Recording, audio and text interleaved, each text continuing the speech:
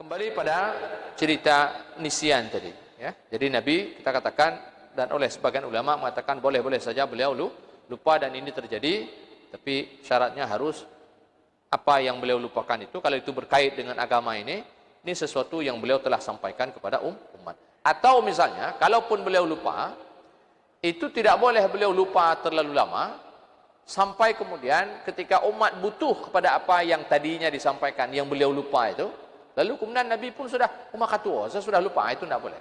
Jadi dia misalnya boleh lupa sekarang, tapi nanti dia harus ingat itu. Ya, jadi tidak boleh dia lupa lalu kemudian dia lupa terus menerus dan dia belum menyampaikan lagi kepada nah itu tidak boleh. Tapi kalau lupa sebentar lalu kemudian dia ingat kembali, dia sampai, nah itu silakan. Jadi boleh itu. Tidak apa-apa, ya. Karena itu tidak akan menjejaskan agama ini. Jadi tidak hilang. Karena kita khawatir Pak kalau sekiranya Nabi ini lupa ini. Nah, makanya kenapa ulama mengatakan Nabi ini tidak boleh lupa dalam bab agama ini. Kalaupun lupa ya seperti tadi. Karena kalau Nabi boleh lupa dalam masalah ini jangan-jangan Quran ini ada yang tidak tersampaikan ini. Jangan-jangan 62 juga tua Nabi nya. Jadi muncul keraguan kita tentang sumber agama ini. Jangan-jangan ada yang tidak tersampaikan. Bukannya Nabi khianat, tapi tua, Nabi lupa. Nah, itu kita khawatir.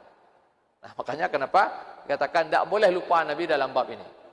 Nah, sehingga ketika Nabi tidak lupa, ya kita jadi tenang ya, dengan agama yang sampai kepada kita pada hari ini. Artinya ini memang full sampai kepada kita, dan begitu juga hikmah kenapa kita berkeyakinan bahwa semua sahabat ini adil.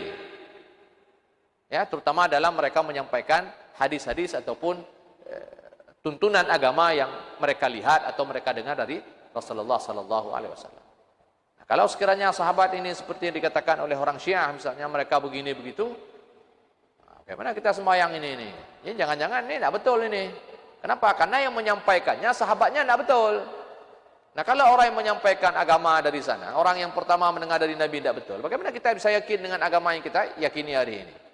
Ini yang menyampaikannya para pembunuh, yang menyampaikannya para penzina, yang menyampaikannya orang-orang yang murtad misalnya. Mereka dengan agama mereka sendiri tidak mereka tidak menjaga. Bagaimana mereka bisa menjaga agama ini untuk orang lain? Misalnya, kan? Nah, jadi kalau misalnya seperti keyakinan mereka itu, bahwa sahabat ini tidak betul, sahabat ini sudah murtad, sahabat macam-macam lah. Sahabat ini fasik, sahabat ini munafik. Nah, kalau mereka untuk diri mereka saja mereka tidak jaga agama itu sampai murtad, sampai munafik, ya, sampai macam-macam, bagaimana dia bisa menjaga agama untuk sampai kepada kita ini? Nah, itu kan tidak mungkin itu. Nah, dan kita jadi tidak nyaman beragama ini. Kita mendapatkan agama dari tukang bunuh, dari tukang zina. Bagaimana kita bisa percaya kepada pembunuh, pada penzina, pada orang yang sudah murtad? Nah, makanya ulama kemudian mengatakan sahabat tidak seperti itu. Sahabat ini adil.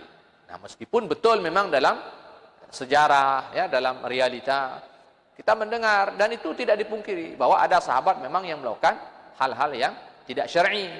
Ada. Nah, tapi saya kira saya sendiri dan juga mungkin ustaz-ustaz lain dan ulama sudah menjelaskan itu dari dulu.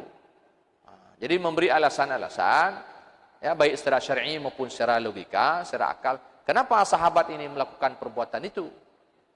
Nah, sehingga tidak lantas gara-gara mereka melakukan perbuatan itu kemudian membuat kita ini menjadi tidak berburuk sangka kepada mereka.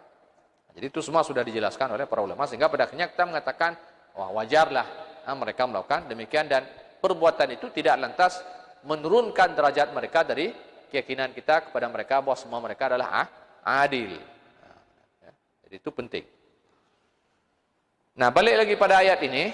Nah, Allah mengatakan di sini wa imma yunsiyanaka syaitan. Nah, kalau ini betul-betul lupa, nah Allah mengatakan fala taq'ud ba'da dzikra. Tapi kalau kamu sudah diingatkan dan kamu ingat kembali, kita misalnya lupa, ya, tiba-tiba duduk dengan mereka. Nah, begitu ada yang datang mengingatkan jangan duduk. Ya, ada datang yang mengingatkan. Apa sajalah kalau kita mesti ingat tiba-tiba duduk dengan orang yang merendahkan agama kita katakan tadi, ya, merendahkan agama saya kira kita sudah contohkan di pertemuan yang lalu. Lalu kemudian kita duduk juga. Ya, setelah kita lupa lalu ada yang mengingatkan, maka Allah katakan fala taq'ud, jangan duduk. Jadi tetap fa'arud anhum, berpaling dari mereka. Dan tentu akan menjadi satu dosa besar ketika kita sudah diingatkan atau kita sudah ingat, ya, ataupun kita sudah tahu ini orang ini sedang merendahkan agama walaupun dengan bahasa-bahasa yang yang politis macam lah ya. Tapi kita masih duduk juga. Nah ini dalam ayatnya Allah katakan idzan anta mithluhum kah ya, innakum idzan mithluhum. Allah katakan demikian ya. Jadi ada ayat disebutkan fala taq'udu ma'hum hatta yakhudhu fi hadith innakum idzan mithluhum. Nah kalau duduk juga bersama mereka maka kamu ini dianggap sama seperti mereka. Jadi walaupun kita hanya mendengar saja, walaupun kita hanya mendengar, dan termasuk dosa besar, ya, ketika kita ini bukan hanya sekedar mendengar dikatakan, ketika seorang misalnya kagum dengan orang tersebut, ya. Nah, jadi ini juga walaupun hanya ada dengar, tapi kagum aja kepada tokoh-tokoh ini, gitu kan, tokoh-tokoh yang yang menghina agama, yang merendahkan agama ini. Nah, walaupun mereka ini kadang-kadang juga beragama Islam. Beragama Islam. Dan banyak di Indonesia jenis-jenis orang yang seperti ini. Tokoh-tokoh liberal ya, dan sejenisnya. Ini orang-orang yang merendahkan dan melecehkan agama ini. Lurungnya banyak. Sudah. Dan Allah katakan di sini fala taqul ba'da dzikra ma qaumiz zalimin. Nah, ini masuk dalam kategori orang yang zalim. Nah, kemudian selanjutnya Allah katakan wa ma 'alal ladzina yattaquna min hisabihim min syai' walakin dzikra la'allahum yattaqun. Nah, ini menjadi tugas orang bertakwa di sini, orang beriman untuk mengingatkan. Nah, makanya nanti ulama mengatakan kalau sekiranya kamu tidak mampu mengingatkan mereka, maka jangan duduk. Nah, kita hanya boleh duduk dengan mereka ini kalau sekiranya kita punya kemampuan mengingatkan mereka daripada merendahkan dan melecehkan Islam. Nah, kalau kita tidak punya kemampuan itu jangan duduk. Nah, kalau kita sudah mengingatkan mereka masih juga seperti itu, Allah katakan di sini apa? Wa ma 'alal ladzina taquna min hisabihim min syai'. Nah, maka ini bukan menjadi urusannya orang yang beriman. Jadi tugas kita ini hanya mengingatkan. Masalah kemudian mereka tetap dengan dosa mereka, tetap dengan pekerjaan dan keyakinan mereka. Nah, ini ya tidak ada artinya Allah tidak akan bertanya itu kepada kita. Ya, dan kita punya kewajiban hanya menyampaikan. Sebagaimana Nabi menyampaikan, ya kita menyampaikan. Wa ma 'alaika illal balagh. Jadi fadzakir fa inna dzikra tanfa'ul mu'minin dan seterusnya lah. Jadi tugas kita hanya memberi peringatan. Masalah orang kemudian teringat setelah diingatkan, ya alhamdulillah, lalu kemudian dia meninggalkan perbuatan buruknya. Tapi kalau dia tetap ya di dalam perbuatan buruknya, maka kita sudah selesai daripada tanggung jawab dan kewajiban. Jadi Allah tidak lagi bertanya kepada kita nanti, ya, kenapa begini? Jadi tugas kita hanya mengingatkan. Nah, ini pun kalau sekiranya kita mampu mengingatkan. Dan kalau kita tidak mampu mengingatkan, tidak punya akses untuk mengingatkan, tidak punya kapasitas untuk mengingatkan. Karena misalnya kita katakan rata-rata mereka ini kan orang-orang yang memang punya kaum-kaum intelektual lah, ini bahasa lain kan.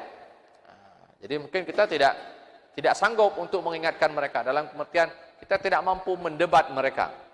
Ya sudah, kalau kita memang meyakini bahwa apa yang disampaikan itu bertentangan dengan ajaran agama ini, nah di sana Nabi memberi jalan keluar kepada kita yang tidak mampu ini dengan cara membenci di dalam hati.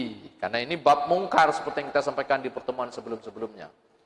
Nah, ini adalah perbuatan mungkar. Bentuknya cukup beragam. Nah, salah satu bentuknya orang yang melecehkan agama ini, orang yang merendahkan Islam. Nah, caranya Nabi mengatakan man ra'a minkum munkara falyughayyirhu biyadihi. Ya, kalau dia mampu dengan tangan, dengan kekuasaan. Ya, kalau dia pemerintah misalnya melarang, ya, orang-orang seperti ini misalnya ngomong di depan publik misalnya, kan? Karena itu bisa membuat orang-orang awam ini yang pengetahuan agamanya minim itu akan terpengaruh misalnya. Nah, jadi dilarang, gitu kan? Nah, jadi kita tidak melarang mereka, tidak. Jadi jangan di depan umum. Ataupun misalnya buku-buku yang diterbitkan misalnya. Jadi jangan dijual bebas misalnya, gitu kan? Jadi tanya hanya tempat diisi hak gop ini pegah apa juga.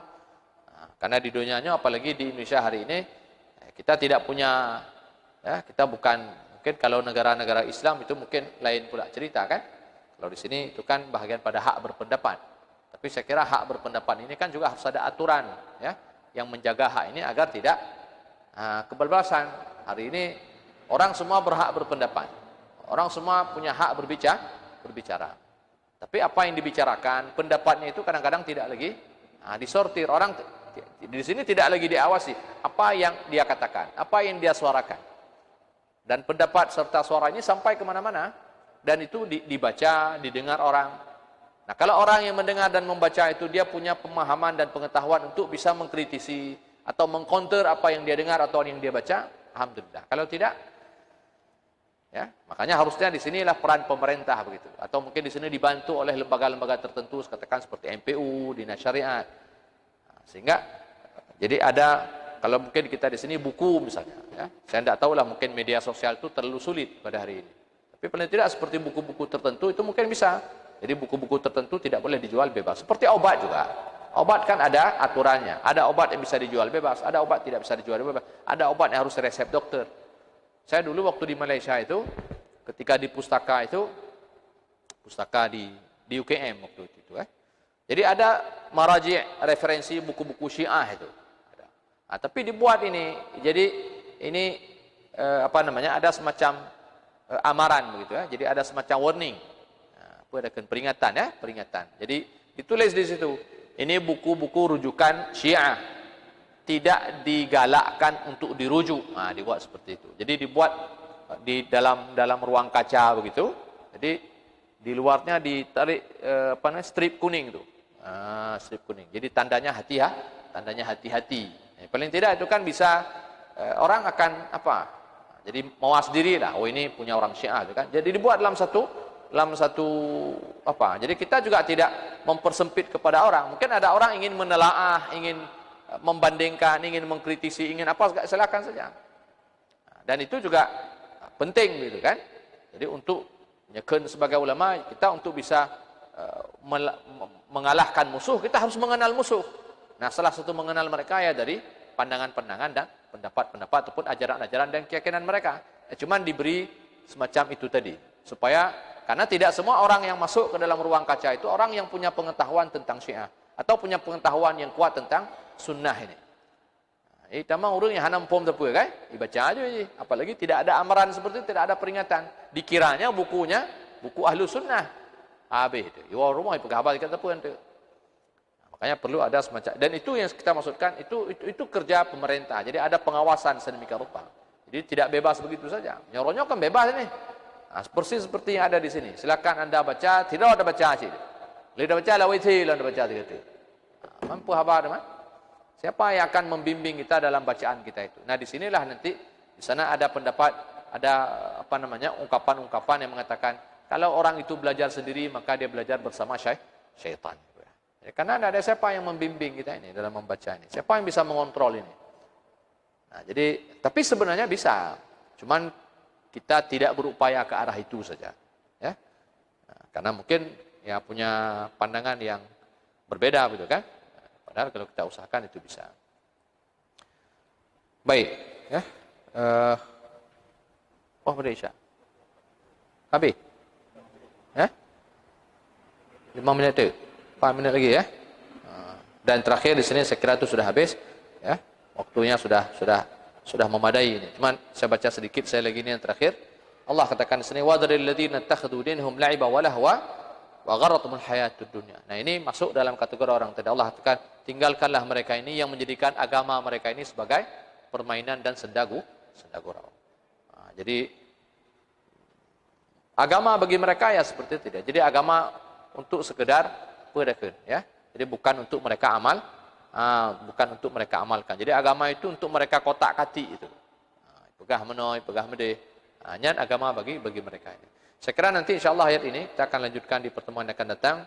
Nah, khawatir waktu kita yang sudah mepet karena sudah mau Isya.